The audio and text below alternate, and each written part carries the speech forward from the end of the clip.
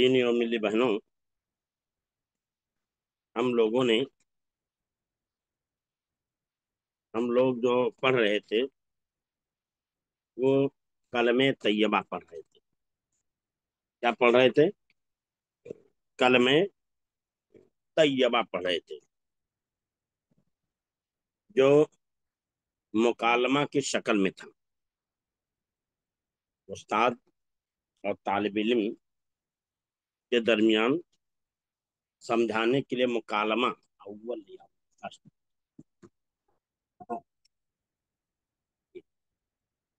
मुकालमे की शक्ल में था, जिसको हम लोग पढ़े थे, जिसमें उस्ताद ने बहुत सारे सवालात बच्चों से किए थे। बच्चों ने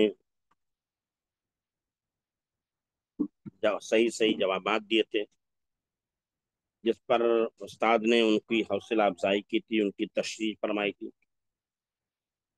और आखिर में चल करके जब उस्ताद ने सवाल किया था कि बच्चों ये बताओ, कलमे तैयबा किसको कहते हैं, तो बच्चे नहीं बता सके थे। बच्चे नहीं बता सके थे। फिर उस्ताद ने उनको जो है ताज्जुब का इजहार किया था कि भाई, जब हम कलमा है नहीं जानते तो कैसे मुसलमान हो सकते हैं, क्योंकि मुसलमान होने के लिए कलमा का जानना जरूरी है। और एक मुसलमान कलमा ही नहीं जानेगा तो मुसलमान कैसे हो सकता है। फिर उस्ताद ही ने ब्लैक बोर्ड पे, तख्ता सियाह पे जो है मोटे मोटे हरफों में लिख करके बताया कि कलमे तैयबा ला इलाहा इल्लल्लाह मुहम्मद रसूलुल्लाह को कहते हैं। उस पर एक बच्ची जिसका नाम फहीमा था, उसने कहा कि मैं तो जानती हूँ, अम्मी जान ने मुझे बताया है, मेरी अम्मी ने इसे बताया है। उस्ताद ने जब कहा, उस पर कहा कि तुमने बताया क्यों नहीं जब मैंने पूछा था। तो बच्चे ने जवाब दिया कि कलमा तो मुझको याद था, लेकिन इसका नाम याद नहीं था। कलमा तो याद था लेकिन नाम नहीं याद था, जिसकी वजह से मैंने नहीं बताया। तो उस्ताद ने कहा ठीक है, इसका नाम भी याद कर लो, इसका नाम भी याद करो, इसको क्या कहते हैं।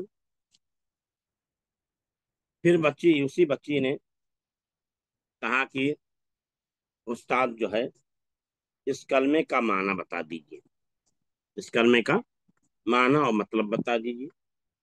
उस्ताद ने उस पर कहा कि देखो बच्ची, लोगों को अभी कलमा ही याद नहीं है, कलमा ही याद नहीं है, तो कैसे मैं माना बता दूं। इसलिए कि पहले कलमा को याद करके आए, फिर माना हम बताएंगे।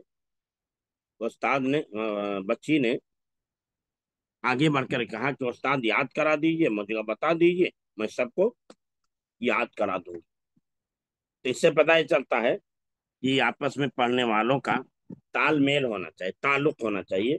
और अगर किसी के पास कोई इल्म है और जानकारी है तो उसको बताना चाहिए। अगर कोई जहीन है और उसको जल्द याद हो जाता है कोई चीज, तो वो चीज अपने साथियों को भी याद कराना चाहिए और बताना चाहिए। इल्म को छिपाना नहीं चाहिए। इल्म में जो है कोताही नहीं करनी चाहिए। इल्म का छिपाना जो है बहुत बड़ा गुनाह है।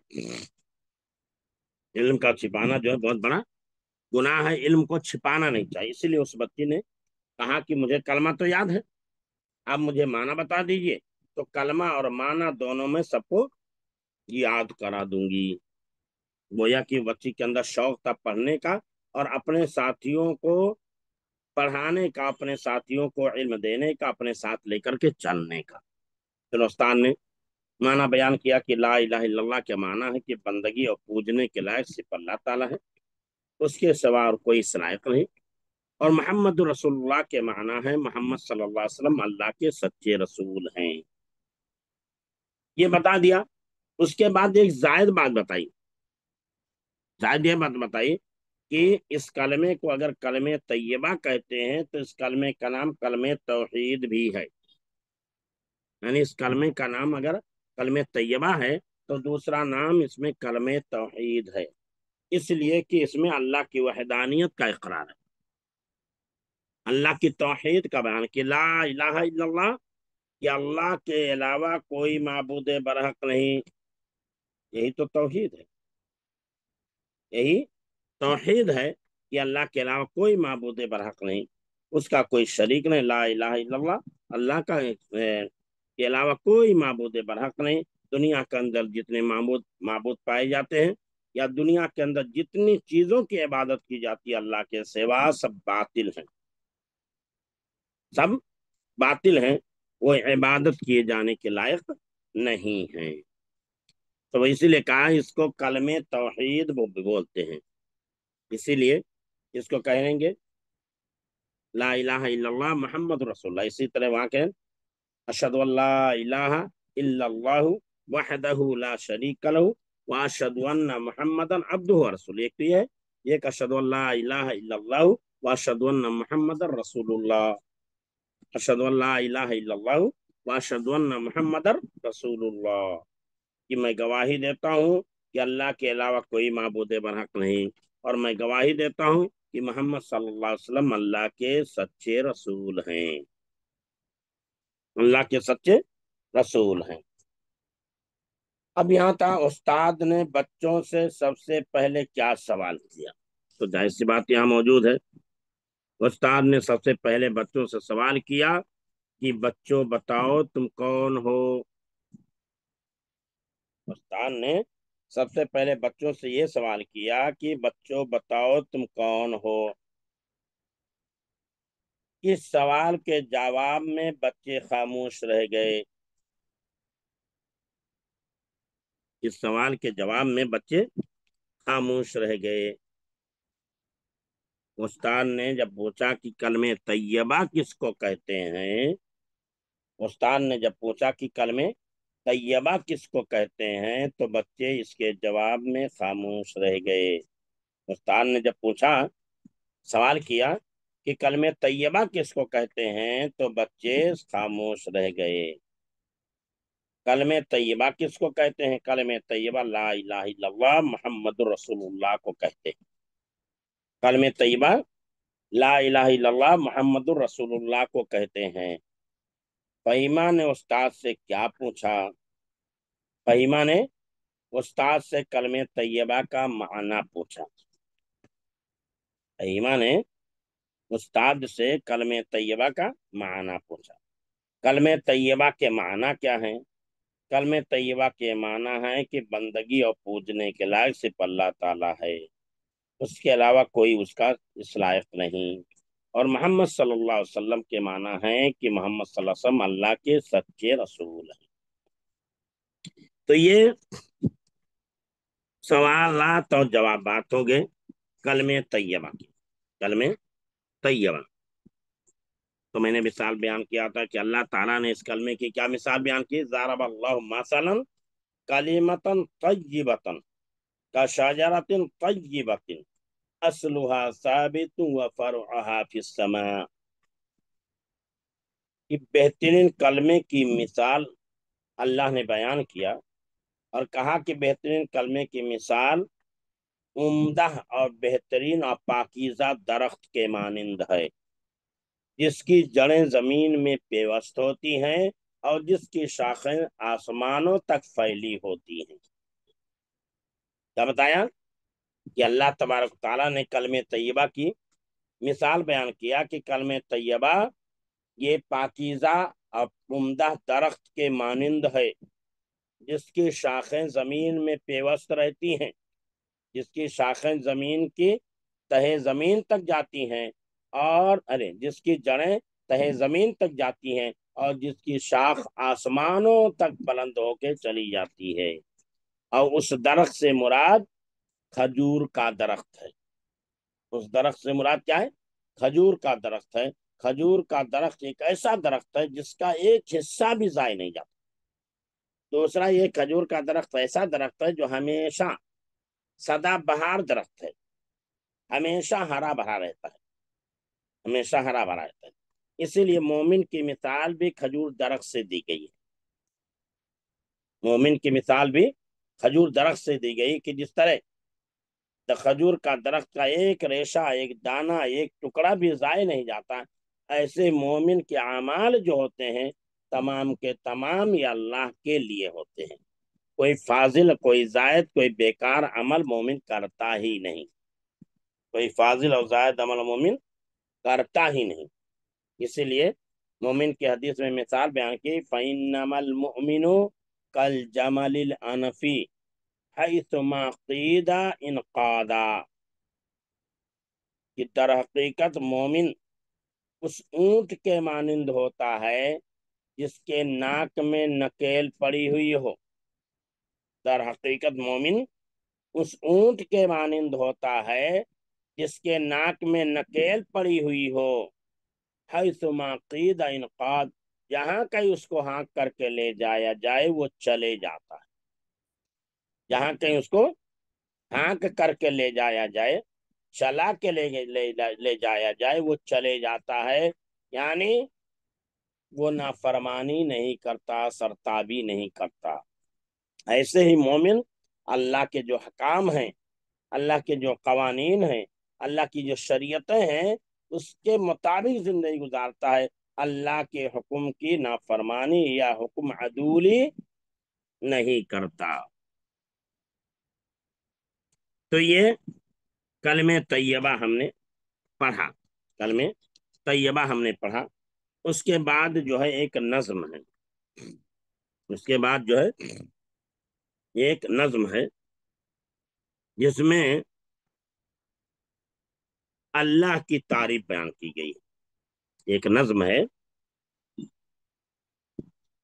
जिसमें अल्लाह की तारीफ बयान की गई है और इस बात को बयान किया गया है कि दुनिया की हर चीज अल्लाह की मोहताज है और दुनिया के हर एक इंसान को अल्लाह ही से मांगना चाहिए। अल्लाह ही से क्या करना चाहिए? मांगना चाहिए। बताया है शुक्र तेरा ऐ खुदा, तूने हमें पैदा किया। है शुक्र तेरा ऐ खुदा, तूने हमें पैदा, यानी अल्लाह ताला तेरा लाख लाख शुक्र है कि तूने हमें इंसान बनाया, अच्छी शक्ल दी, हाथ और पैर दिया, बोलने के लिए जुबान दी, समझने के लिए दिमाग दिया, सोचने के लिए दिल दिया है, और तमाम चीजें हमें दी।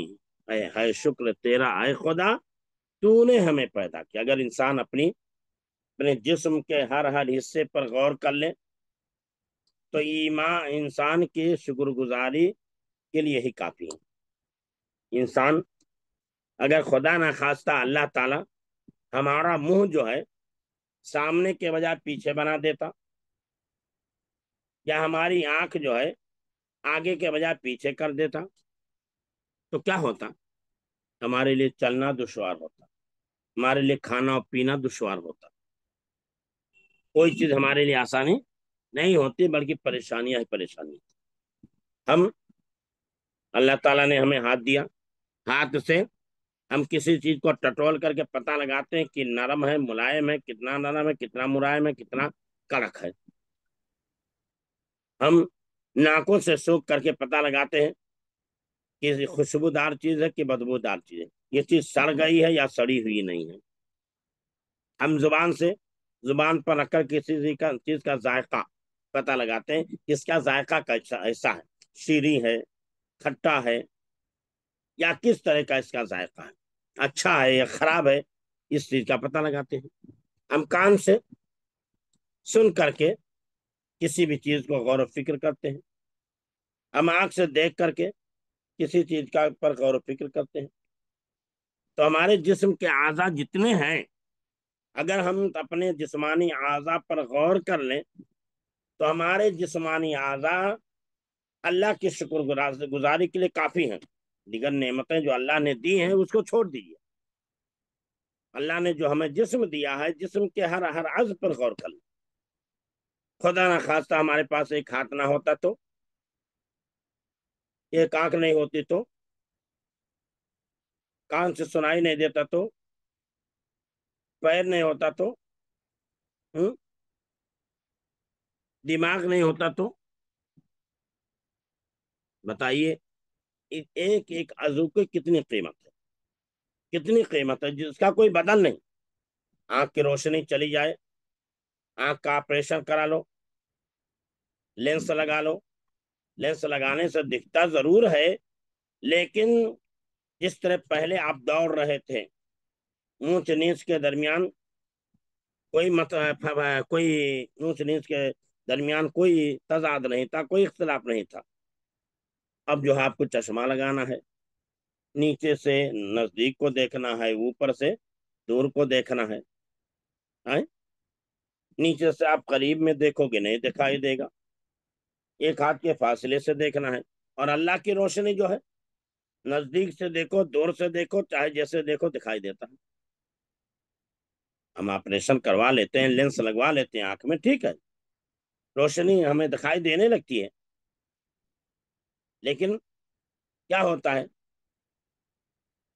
उसमें भी यही चीज होती है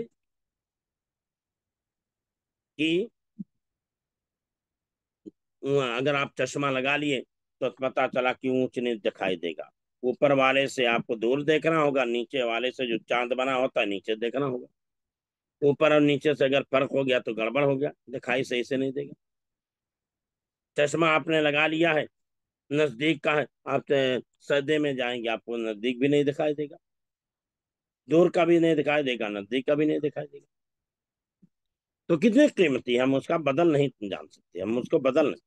इसीलिए कहते हैं कि इंसान को किसी नेमत का अंदाजा उस वक्त होता है जब वो नेमत उससे छिन जाती है। जब तक वो नेमत इंसान के पास होती है उसकी कद्र इंसान को नहीं होती, उसकी अहमियत इंसान को पता नहीं होती। लेकिन वो नेमत जब छिन जाती है तब इंसान को पता चलता है कितनी कद्र कीमत वाली चीज, कितनी कद्र कीमत वाली चीज तो कितनी ज्यादा अहमियत। ये हमारे हाथ में छह पांच उंगलियां, पांच उंगलियों में से एक उंगली भी कम हो जाए तो भी हमारे लिए सारा काम करना मुश्किल हो जाएगा, पकड़ना मुश्किल हो जाएगा, उठाना मुश्किल हो जाएगा। पैरों में पांच उंगलियों के बजाय चार उंगली हो जाए तो भी हमारे लिए मुश्किल हो जाएगा, चलना फिरना बैठना उठना। समझे ना? तो कहा है शुक्र तेरा ऐ खुदा, तूने हमें पैदा, तो पाक है हर ऐब से, साझी नहीं कोई। या अल्लाह हर ऐब से पाक है, यानी उसी पाक जात ने हमें पैदा किया है, और वो ऐसी पाक जात है कि उसके अंदर कोई ऐब नहीं, कोई नक्श नहीं, कोई खराबी नहीं, कोई नक्श नहीं, कोई खराबी नहीं, कोई ऐब नहीं, तमाम अयूब तमाम नकाइस पाक मुकम्मल। और बताए साझी नहीं कोई तेरा, इतनी बड़ी बादशाहत, इतना बड़ा आसमान, इतनी बड़ी जमीन, ये चरिंद, ये परिंद, ये नबादात, ये हैवानात, ये जमादात, ये पानी, ये दरिया, ये समंदर, ये दरियाओं की रवानी, दरियाओं में तुगयानी, तलातुम खेज मौजें, ये हवा, तमाम का खालिक मालिक चलाने वाला तदबीर करने वाला अंजाम देने वाला कौन है? अल्लाह। उसके अलावा किसी के बस में नहीं है कि चला दे। हम एक घर चलाना चाहते हैं, सही तरीके से नहीं चला पाते, एक घर हम चला रहे हैं सही तरीके से नहीं चला पाते। अल्लाह इतनी बड़ी कायनात चला रहा है, कहीं कोई खराबी नहीं, कहीं कोई नक्श नहीं, कहीं कोई टूट फूट नहीं, निहायती सिस्टम के साथ, नज्म के साथ, तंसीक और तरतीब के साथ साल साल से, करोड़ों हजारों अरबों साल से चला रहा है, कहीं कोई खराबी नहीं। ये अल्लाह की कुदरत की निशानी है, अल्लाह की कुदरत की निशानी है। और इस बात की निशानी है कि अल्लाह बेऐब है, उसी बेऐब जात ने इन तमाम चीजों को इतना कवी और मजबूत बनाया, इतना कवी और मजबूत बनाया। चलिए टाइम हो गया, बात खत्म करते हैं। अस्सलाम वालेकुम रहमतुल्लाहि व बरकातुहू। सुब्हानक अल्लाहुम्मा बिहम्दिका, अशहदु अल्ला इलाहा इल्ला अंता, अस्तगफिरुका व अतूबु इलैक। व सल्लल्लाहु अला नबियिना मुहम्मद व अला आलिहि व सहाबिहि अजमईन। 2-3 मिनट में हम दर्स शुरू करते हैं तफसीर का इंशाअल्लाह।